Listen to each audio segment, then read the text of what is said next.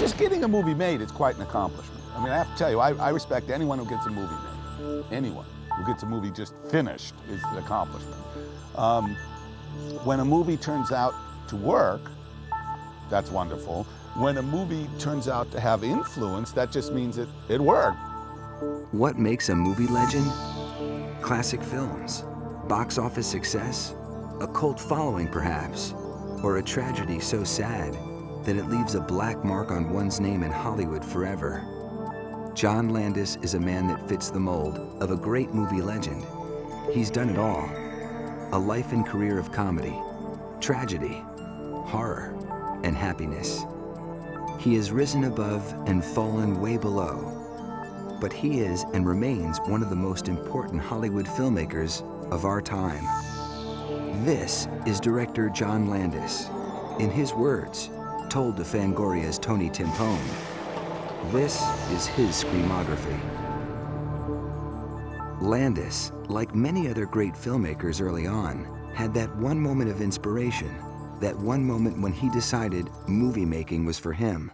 I saw a movie at the Crest Theater on Westwood Boulevard in Westwood, 1957 or 8, called The Seventh Voyage of Sinbad. And you'll find that most filmmakers have some movie. It's often King Kong or The Seventh Voyage of Sinbad or Touch of Evil or La Dolce Vita, some movie that sparked them, that inspired them, that was the movie. And Seventh Voyage of Sinbad, for me, I was really little. I was 7 or 8, and I really had the full theatrical experience of suspension of disbelief. I loved it. I loved it. And so I went home and asked my mother, who does that? Who makes the movie? And she said, the director. And that was very sophisticated of her.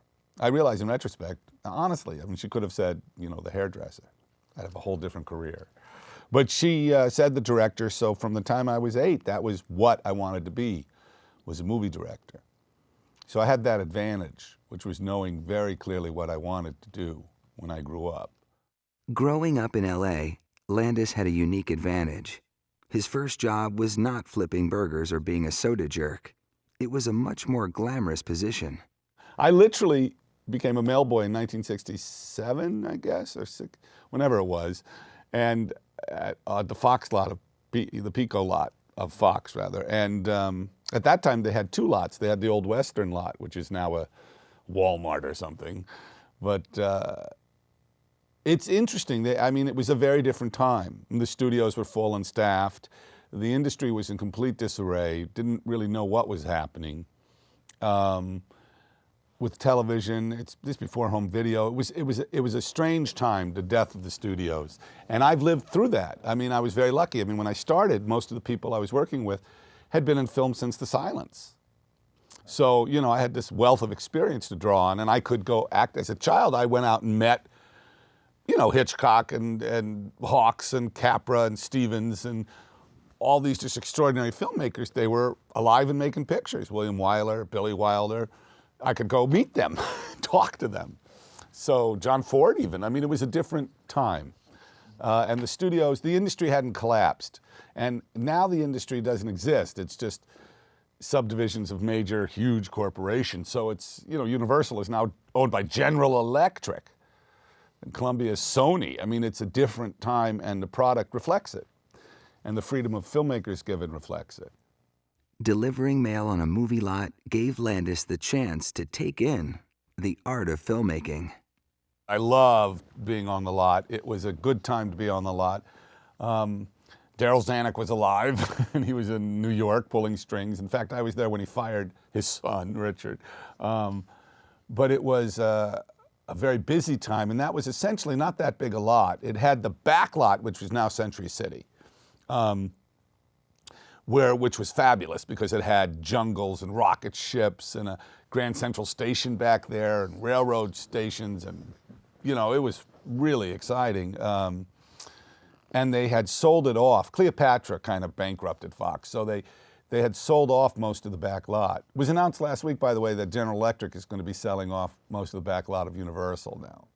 Yeah, it's sad, and but Fox was exciting because they were doing many movies when I was there. I got there when they were shooting Hello, Dolly. actually in pre-production on Hello, Dolly. And that was this huge set, and there's Gene Kelly and Michael Kidd, and it was pretty exciting. And they were doing Beneath the Planet of the Apes. George Cukor was directing a picture called Justine, terrible movie, with Nookami and Dirk Bogarde and Michael York. And it was wonderful, though, because they shot this transvestite ball. So one of the great images of my early film career is all the gorillas from Beneath the Planet of the Apes having lunch with all the men in drag. I mean, it was just wild. Irwin Allen was doing his shows, so there were always lobster men, and when you see old movies, how they show Hollywood studios, always in the movies, there's showgirls and natives and Indians. It was just like that. I mean, the lot was always full of people in costumes and makeups, a lot of makeups. I met John Chambers, who was doing the Apes movies, and it was a great time. I mean, I really enjoyed it. Landis enjoyed it so much so that he knew he wanted to fulfill his dream. He wanted to get out of the mailroom and on to the set. My sister took guitar lessons, and her friend, Tonda Marton, her dad was Andrew Marton, Bundy Marton, who's a Hungarian director who was very successful in silence at UFA in Germany and came to Hollywood. Bundy now, Andrew Marton, although he made a lot of features, he directed King Solomon's Mines with Stuart Granger. He directed later a lot of low-budget stuff like Crack in the World and Around the World Under the Sea. But he made a lot of movies. He did the first Thin Red Line, but he became known as a second unit director, an action director. His most famous credit probably being the chariot race in Ben-Hur. But he was the American director on The Longest Day. He directed the sea battles and stuff in Cleopatra. He worked on these giant epic movies where they needed battles and stuff, and Bundy became an action director. Directors, just like actors, get typed. And Bundy got typed as the guy you go to when you want to blow something up. I mean, he did all the flying in Catch-22. And I met Bundy, and I was very enamored of him because it was, he had this astonishing career. And he was part of that whole Hungarian mafia, Laszlo Benedict and all the Kordas and all that stuff. And so he was very glamorous to me and very nice to me when I was like 15, 16, 17 years old. He got the job as the second unit director on a movie that was going to be shot, or which was shot in Yugoslavia, former Yugoslavia, called Kelly's Heroes. It was called The Warriors at the time. And he said, if you can get yourself to Yugoslavia, maybe I can give you a job. So I was 18, and I told my mother that I had a job on this MGM picture, Kelly's Heroes in Yugoslavia, and I took all the money I had in the world.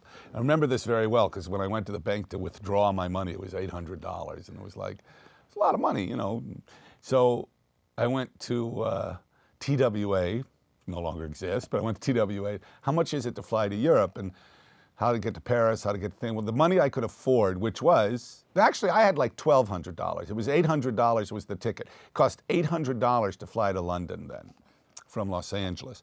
That was the cheapest place you could go from LA. So I bought the ticket, and I went home and I showed my mother the ticket. Look, they gave me a ticket. And when she saw the ticket, she believed me because, well, I had a ticket. I wouldn't have a ticket if it wasn't true. Otherwise, she would never let me go. So anyway, I got to London, and being a schmuck, it's like, excuse me, where's Belgrade? It's like, well, it's quite a ways that way, behind the Iron Curtain, So it took me a while to get to Belgrade. I had all these adventures on the way. But I got there, and I arrived, and the movie was in kind of chaos. It was in pre-production. There's an American director, Brian Hutton, wonderful guy. He had done Where Eagles Dare, so he was very hot. Clint Eastwood was the star. Donald Sutherland, hot from The Dirty Dozen.